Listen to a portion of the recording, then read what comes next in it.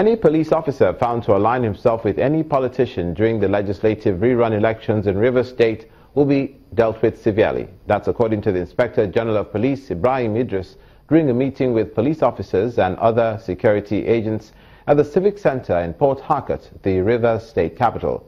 The IGP asked the officers to take their jobs seriously and act responsibly in the discharge of their duties. Officers and men of the police and other security agencies getting set to be deployed to various stations for the legislative rerun elections in Rivers State.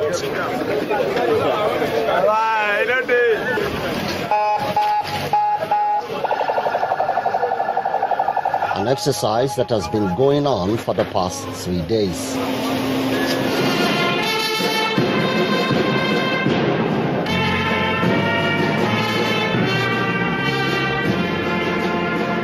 And to put finishing touches on the security arrangements, the Inspector General of Police is here to give instructions to the officers. We have the same objective to ensure that this election is conducted with adequate security provided at all levels of the election. From the polling units, from the beginning of the people going on queues, up to the time they will be casting their votes, the counting of votes, and subsequent movement of the process of the election to the last, which is the announcement of the results of the election.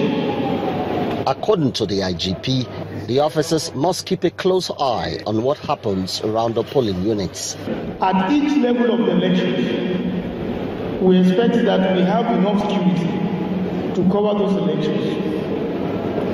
The response units are not going to be deployed to the polling units, but you are going to be deployed to areas where you can sight and see. And if there's any problem, you can respond quickly to the polling units. The response units are going to be manned by armed policemen. The people you want to assist to have a peaceful election. Elsewhere, the governor expresses confidence that the police can achieve their security objectives. If Nigerian police wants free and fair election, Nigerian police will have free and fair election. What causes violence in an election? What causes violence? Violence is when a party is given an advantage as against the other parties. The other party will want to resist that. I have written to you about activities of some of your senior police officers.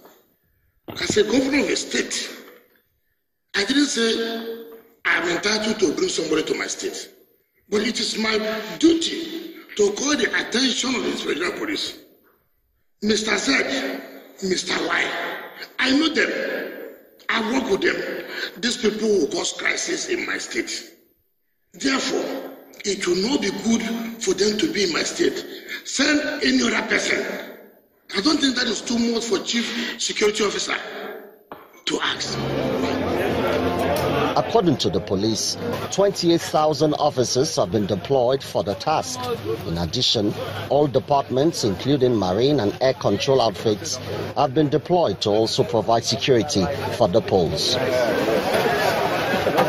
Emmanuel Ire, Channels Television News.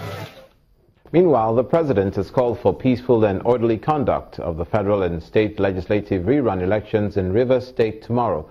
President Muhammadu Buhari, in a statement, asked all political parties, their candidates, and the people of the state to ensure that the polls are not only credible, but also devoid of violence and intimidation of opponents and electoral officials. The president says, quote, the rerun elections should not be seen as a do-or-die affair to the extent that people will be killed, maimed, and property destroyed in a mindless display of crude, primitive instinct. Innocent blood should never be shed on the altar of political contest for temporary power. End of quote. While calling on security and law enforcement agencies to not let their guard down, President Buhari directed them to deal with those bent on violating the sanctity of the electoral process. Away from Rivers State, the Nigerian Air Force has been speaking on the incident that led to the killing of a 60-year-old man in Maiduguri allegedly by one of its personnel on Wednesday. Briefing journalists in the Borno State capital, the commander of 105 Composite Group, Air Commodore Charles Owo, says the matter is being investigated, giving the assurance that justice will be done. The 60-year-old man, identified as Ibrahim Bulama, was reportedly beaten to death following a disagreement over a woman, a claim the Commodore says he could not confirm from preliminary investigations.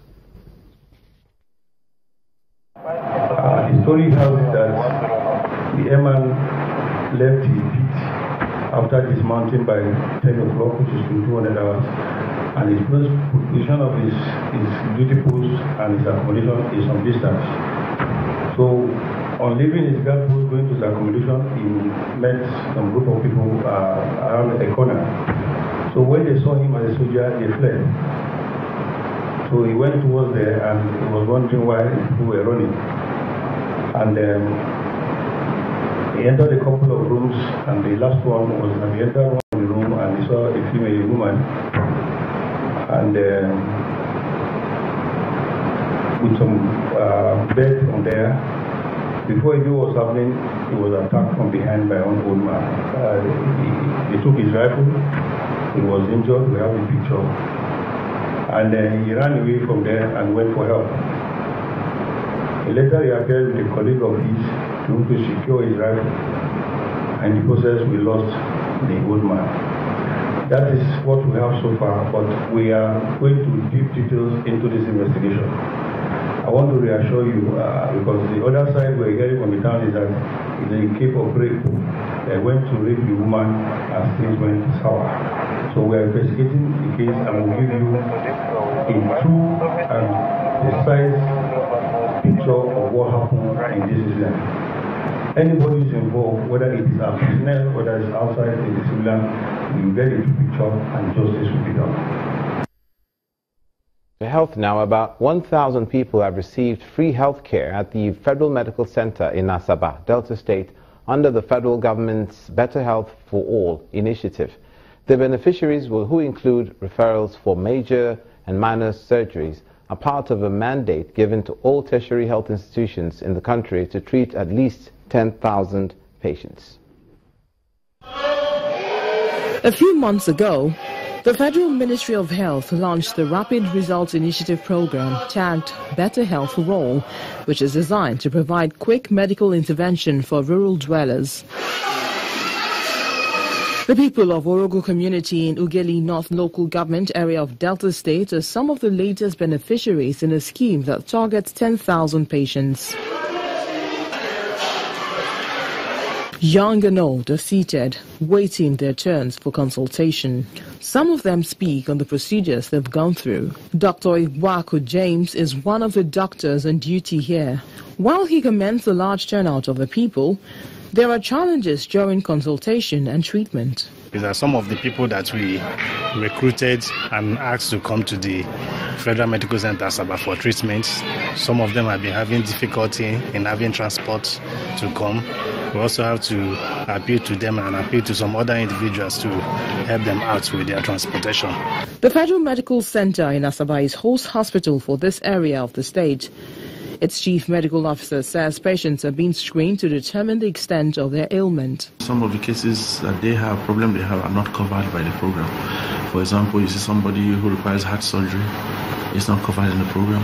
You see somebody who requires maybe a neurosurgery, is not covered by the program. So that has been a challenge. Some of them come for cases that are not covered. So, but we'll find a way. We've informed the ministry, and I'm sure in next year's program, this is the first pilot scheme. Next year's program, they will factor it into it. In Nasarawa State, north-central Nigeria, 100 indigents are beneficiaries of the same scheme.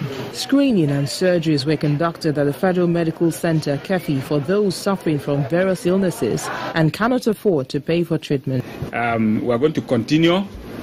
Even after this, I appeal to the members of the public, the well-wishers, to know that FMC Kefi has been into something close to this that Mr. President has brought up, and I urge all and sundry to put their hands on deck and support this kind of venture.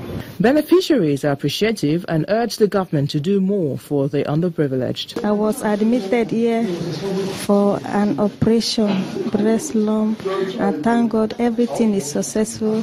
Now I am safe and sound. The exercise will majorly be carried out in the rural areas. The feedback from most beneficiaries is that the intervention is like a soothing balm on an ailing healthcare delivery system.